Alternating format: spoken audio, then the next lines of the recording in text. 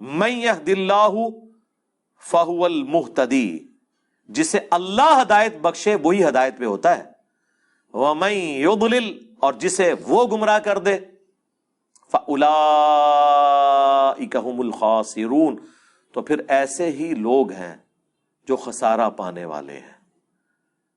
اللہم اہدنا فیمن ہدیت، اللہم اہدنا الصراط المستقیم، صراط الذین انعمت علیہم غیر المغضوب علیہم ولا الضالین، آمین۔ یہاں پہ یہ قصہ بلعام بن بعورہ کا مکمل ہوا۔ میں نے اس کے اوپر بڑی تفصیلی ایک ویڈیو بھی ریکارڈ کروا دی تھی، وہ آپ دیکھ لیں۔ ایک کتے کی مثال علماء سو کے لیے آئی ہے اور دوسری گدھے کی مثال۔ قرآن میں آپ دیکھیں یہ دونوں مثالیں علماء کے لیے آئی ہیں جو علم کے باوجود اس پہ عمل نہیں کرتے۔ اللہ کا ان پہ کتنا غصہ ہے، عام بندے پہ اتنا غصہ نہیں ہے۔ گدھے کی مثال قرآن میں آئی سورۃ الجمعہ میں۔ علماء یہود کو اللہ نے کہا یہ گدھے کی مثال ہے، جیسا کہ گدھے کے اوپر کتابیں لاد دی جائیں۔ اللہ نے کہا کہ کتابیں لادی ہو نا گدھے پہ، اس کی مثال ہے علماء یہود۔ کیوں؟ گدھے پہ کتاب لاد دیں تو وہ اس کا بوجھ تو اٹھا لیتا ہے، اس کو پڑھ کے استفادہ نہیں کر سکتا۔ تو وہ علماء جو علم سے استفادہ نہ کریں وہ گدھے کی مثال ہے۔ وہ لوگ جو علم سے استفادہ کر لیں، چاہے وہ ڈگری والے عالم ہوں یا بغیر ڈگری والے، ان کے بارے میں تو اللہ نے قرآن میں فرمایا انما یخشی اللہ من عبادہ العلماء، اللہ کی خشیت اور معرفت صرف ہے ہی اہل علم کو۔ ان کے بارے میں تو اللہ تعالیٰ نے فرمایا قل هل يستوي الذين يعلمون والذين لا يعلمون انما يتذكر اولو الالباب، اے نبی تم فرماؤ بھلا علم والے اور بغیر علم والے برابر ہو سکتے؟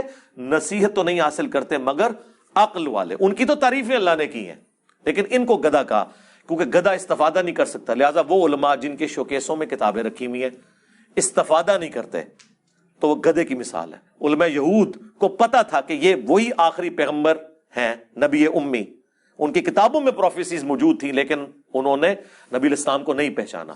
آج بھی وہ علماء جو قرآن و سنت کو اپنے شوکیسوں میں سجاتے ہیں اور روب ڈالتے ہیں وہ لمبی لمبی کتابیں درسی نکال کے، عمل کوئی نہیں کر رہے، وہ گدھے کی مثال ہے۔ اور جو اللہ کے نبی کی بات پہنچاتا ہے بھولی بالی امت تک، اسے کہتے ہیں وہ جی گدھے پہ بھی کتابیں لاد دی جائیں تو وہ کوئی عالم نہیں بن جاتا، انجینئر صاحب کتابیں رکھ کے تو کوئی عالم نہیں بنتا۔ سرکار یہ تو آپ کی مثال ہے، انجینئر صاحب تو کھول کھول کے اس میں سے بتا رہے ہیں۔ جو استفادہ نہ کرے وہ گدھا ہوتا ہے، جو استفادہ کر لے اس کی تو تعریف ہے۔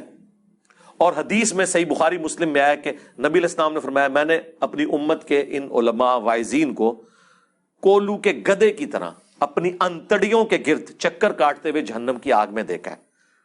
جیسے کولو کا بیل ہوتا ہے نا، گدھا بھی یوز ہوتا تھا، وہ گندم کے سٹے میں سے دانے کو الگ کرنے کے لیے وہ چلایا جاتا تھا اپنی انتڑیوں کے گرد۔ اندازہ کریں، کیونکہ وہ کچھ کہا کرتے تھے جس پہ وہ خود عمل نہیں کرتے تھے۔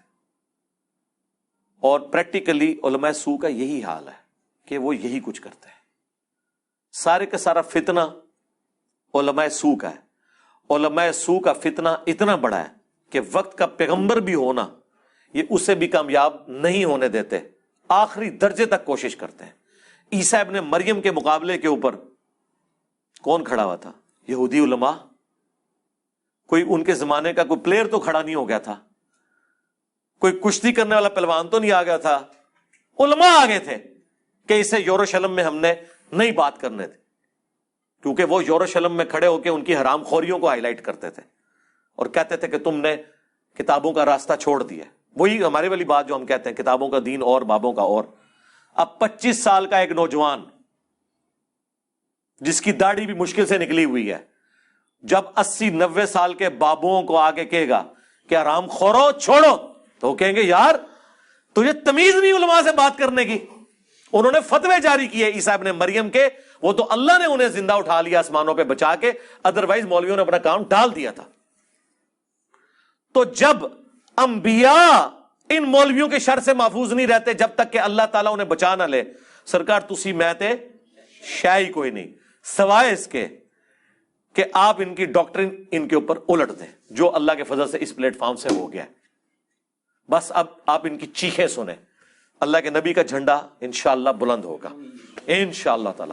اللہ تعالیٰ سے دعا ہے کہ جو حق بات میں نے کہی اللہ تعالیٰ ہمارے دلوں میں راسخ فرمائے، اگر جس بات میں میرے منہ سے کوئی غلط بات نکل گئی اللہ تعالیٰ ہمارے دلوں سے محو کر دے، ہمیں معاف کر دے، دھو ڈالے ہماری خطاؤں کو، ہمیں کتاب و سنت کی تعلیمات پر عمل کر کے دوسرے بھائیوں تک پہنچانے کی توفیق عطا فرمائے۔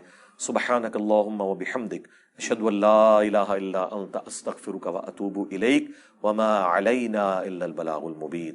جزاکم اللہ خیرا۔